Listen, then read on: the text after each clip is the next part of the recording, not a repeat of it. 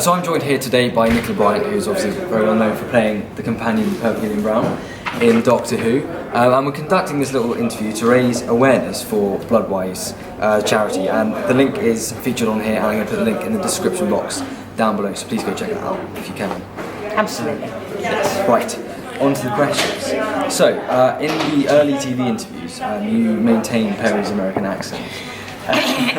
Yes. So when in public, did you have to maintain the pretense throughout the time you played the character?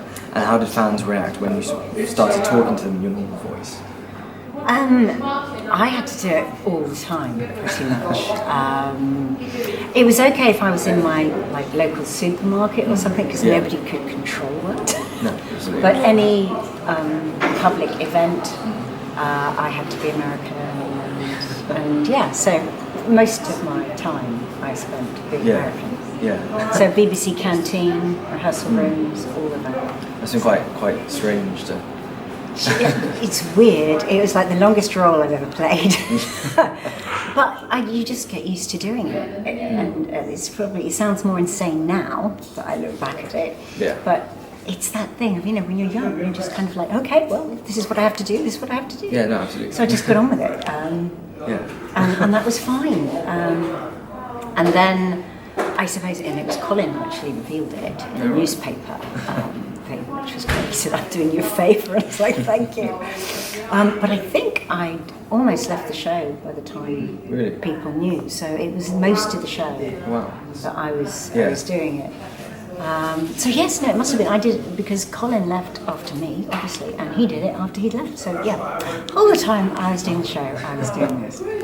Except I had told Colin, because he'd invited myself and my then husband to dinner, and we were obviously mates. And I was saying to my husband, I said, I can't walk in his house and be doing a fake accent. That just seems like I'm lying to a friend. Yeah. So when I arrived, I had a British accent, and my husband was American, so he had an American accent, and he thought I was just being very sweet or slightly odd and doing a British accent. And so he said, "Oh, you don't have to do that just because you're coming to dinner." I was like, "No, this is my real voice." So it was weird. Yeah, it was weird. I can imagine. And in fact, it stayed with me in that.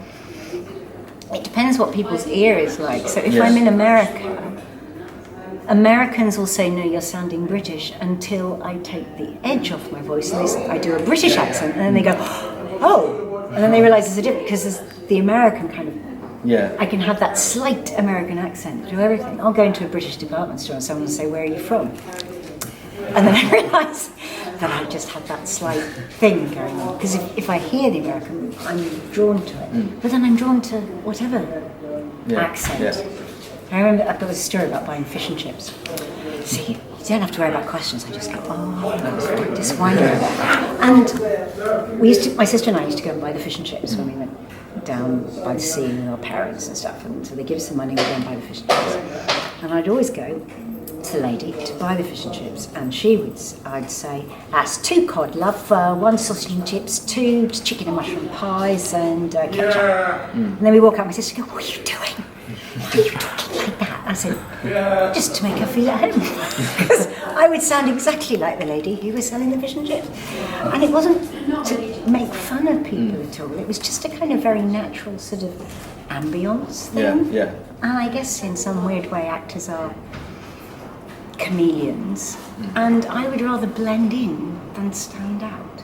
Yeah. So if you do more of what is around you rather than standing out as being different, you actually observe more. Oh, right. Yeah. People will be more themselves, and if an actor's job is to observe people and then to be able to replicate that again, then you don't want to stand out. You want to just blend in and fit in with people so that you can be one of them. But I guess that's what happened. Yeah. I mean, the fans were lovely. I still get it now, even on Twitter. There'll be, every week, someone going, "I always thought you were American." Yeah.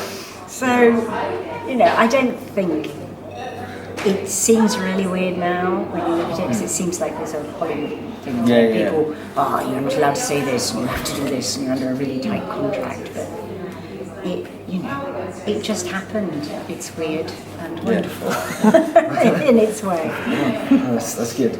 I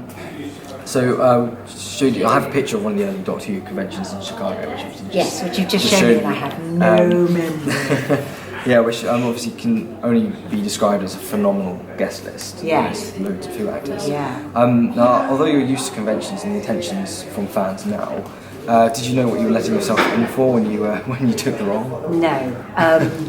That was not something that also as a British fan you would have been aware of how large the conventions had become in America. And I just remember my first convention, which was really weird because I hadn't done anything at that point, or at least I think we just started filming. So we'd filmed in September and I was going to a convention in November and I had nothing to show. I couldn't show anyone anything. And I had a bodyguard and this huge suite in a hotel, and I was trying to ring all my friends in America saying, come and stay, I've got 15 beds, and it was just really strange.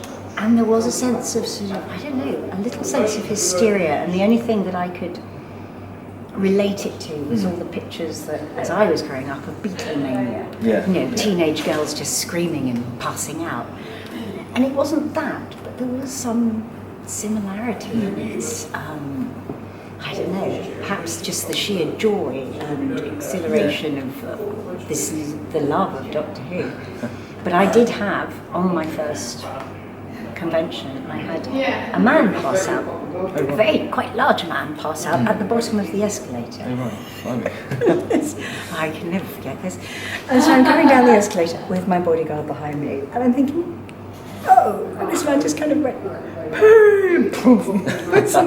So you've got this sense of impending doom as you're coming to us. And also, I happen to be wearing a skirt, and I'm thinking, I'm going to have to step over this man. Or if he wakes up, we'll be looking right up my skirt. But my bodyguard kind of leapt in, actually. He was totally good. But it was a very weird, surreal moment. Yeah, I can imagine. I mean, all that stuff could really go to your head if you didn't have a family like mine who ground you quite quickly. That's always good. So what would you say, if you can remember, is the nicest thing a fan has ever given you or done for you? Oh, goodness. I mean, they're all so sweet and incredibly generous. Yeah. I mean, here I am today with a scarf that someone has just given me that they've just knitted. In fact, this is one for my stepson because my stepson was using mine, so they made another one. People are extraordinary. I think this was very early on as well.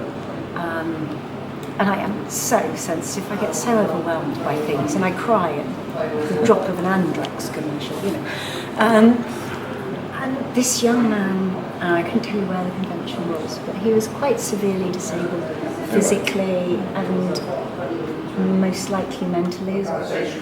And he was a fan of the show, and there was any questions, so people putting their hands up, and he put his hand up and he said, I don't have a question, I have a gift for Nicola.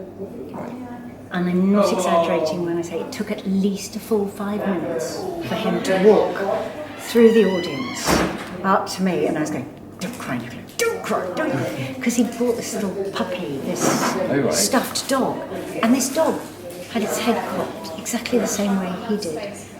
And he had a little sort of patch on his face, just as he had a sort of birthmark, and it was just like the dog was this mirror image of him. Yeah. And the fact that he bought this dog for me, and I was just like the longer he took, and the more I was getting. So by the time he got that, it was just a gibbering wreck. But it was just so extraordinary and humbling to have a gift like that, and because he said Perry was his best friend, and I was like, that's a bit of a responsibility too, but such an honour. Absolutely. Extraordinary. No, really. So one final question. If the BBC offered you the chance to replace Perry, alongside Peter or Colin, and remake one of your classic stories with today's budget, special effects, editing pace, would you? Which story would you choose and why? That's terribly unfair, isn't it? You're cruel. I'm very sorry. I mean, it's difficult because Caves of Androzani has received, so much adulation from the fans, and rightly so. It's a tremendous story. And I think there isn't an episode that I've seen in the last decade or so that I wouldn't want to go back and shoot every piece again. But possibly, as a whole piece, I could choose Caves, and it has the most phenomenal ending. Yeah. Colin would also be in it. So I think it would probably have to be that, I think. Yeah. But it's difficult because the minute anyone says to me, what's your favourite? I go, yes, but then there's Vengeance on Varus, which is still relevant today. Yeah. And who couldn't enjoy doing Attack of the Cybermen? Who couldn't enjoy Revelation of Does? It's very difficult, and having your own nemesis, your own enemies, really, to have your own, absolutely. So I feel very blessed. I had some fantastic episodes. I would love to hypnotise the BBC into believing they needed to record them all again. Just as long as I don't have to wear the same costume. True, very true. Excellent. Yeah, well, thank you very much. Oh, you're welcome. Very good luck with charity. Everybody check this out. Thank you. Yes. Here we go. Bloodwise.org.uk. Go there. Thank you.